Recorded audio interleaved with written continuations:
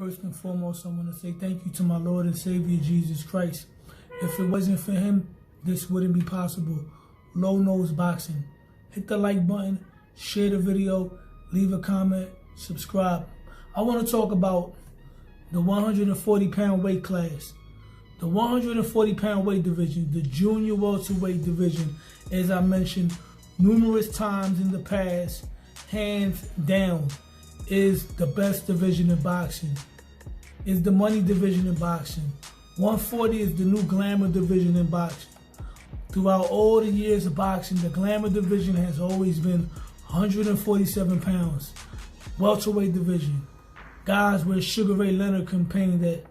Guys where Pernell Whitaker, Oscar De La Hoya, Felix Tito Trinidad, Floyd Mayweather Jr., Manny Pacquiao, Miguel Cotto, Terrence Crawford, Errol Spence, Danny Garcia, Wilfredo Benitez. I could go on and on because I'm a historian. That's what I do.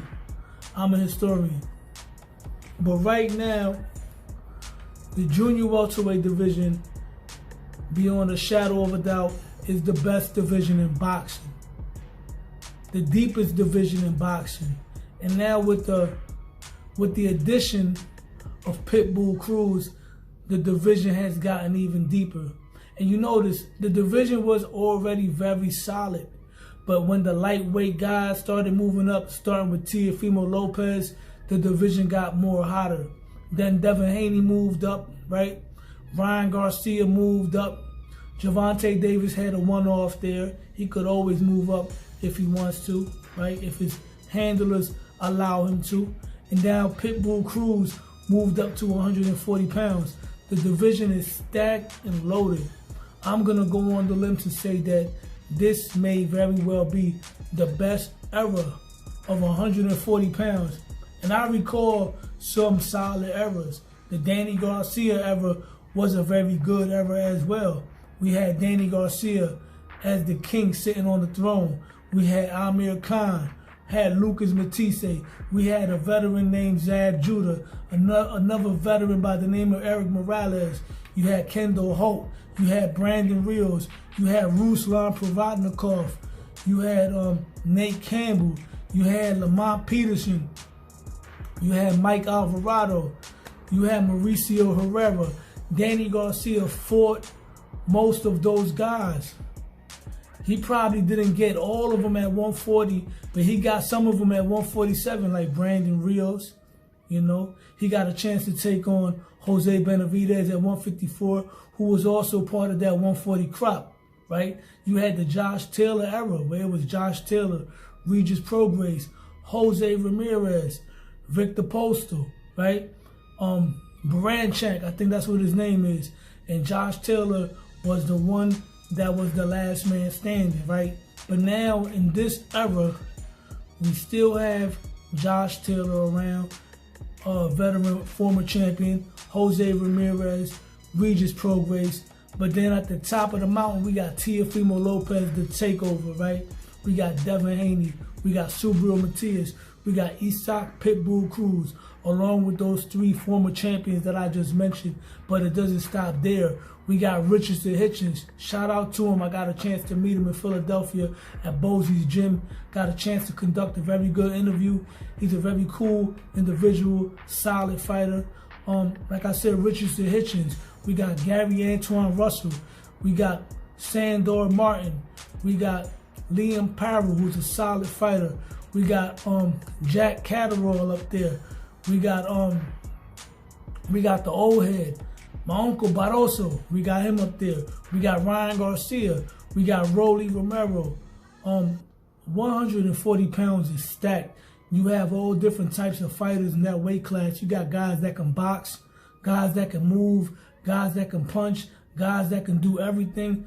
140 pounds. Shout out to Punch Drunk Boxing. He just made a live video. And what he was talking about was everything I was thinking. So I'm going to follow up on that. Shout out to Punch Drunk Boxing. Go subscribe to him. But whoever becomes undisputed at 140 pounds and collects the belts one at a time is arguably #1, the best fighter in the world, whoever pulls that off. Now, you already know that I said the 4 kings of boxing are Shakur Stevenson, Gervonta Davis, Teofimo Lopez, Devin Haney.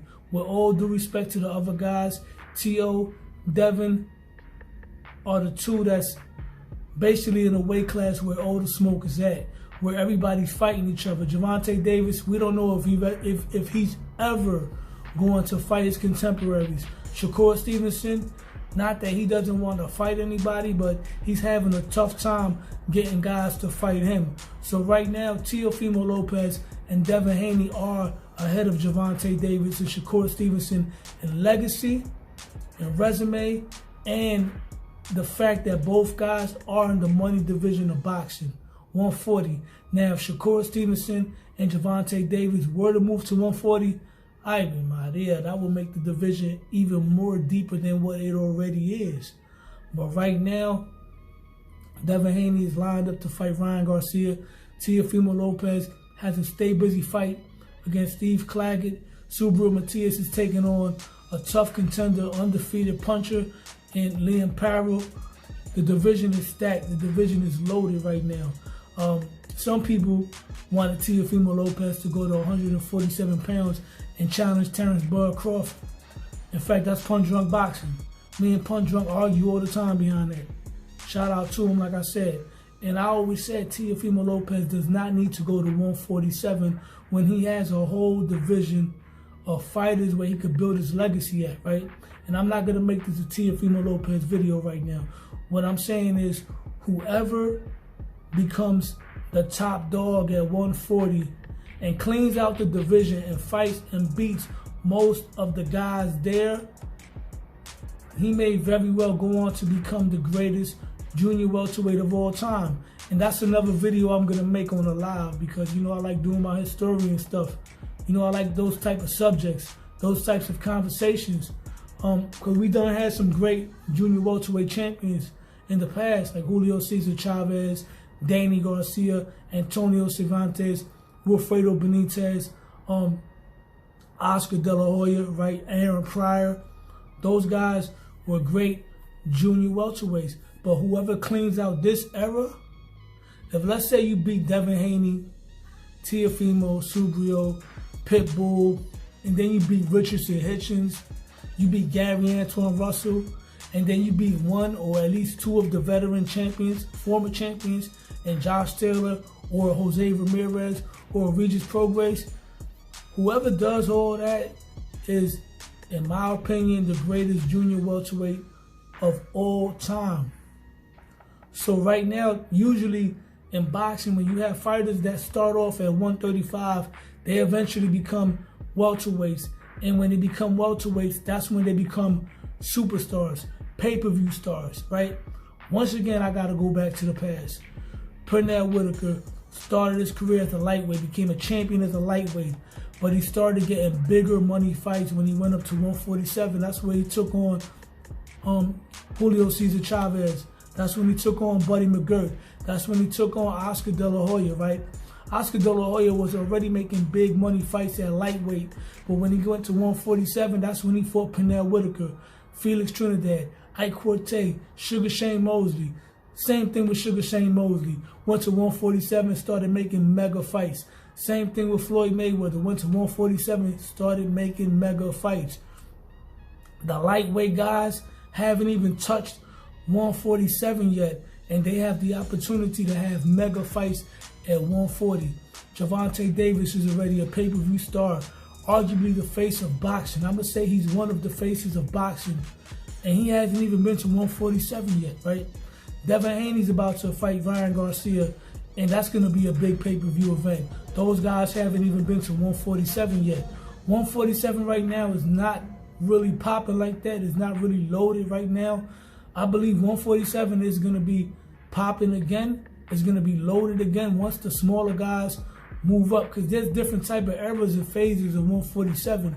You got a phase where you got 147 pounders like a Felix Trinidad, like a Ike Quartet, guys that started at 147, big 147 pounders. And then you had an era in the time where you had smaller fighters like Floyd Mayweather and Manny Pacquiao move up to 147 to take over that division. So I believe that 147 is going to be hot and heavy again when guys like Devin Haney, Teofimo Lopez, Shakur Stevenson, those type of fighters move into that weight class. That's when that division is going to be the glamour division again. But that's neither here nor there. Right now, 140 pounds is where the focus is at. That's my personal favorite division in boxing, and it's going to be extremely interesting to see how things are going to turn out. One thing for sure, two things for certain. If these fighters stick to the weight class, make the weight successfully, and the promoters make these fights happen, we're going to witness greatness before our eyes. So with that being said, thank you for tuning in. Hit the like button, share the video, leave a comment, subscribe to my channel, Low Nose Boxing, because I really know my stuff. That's how I carry it. Low Nose Boxing. I'm out.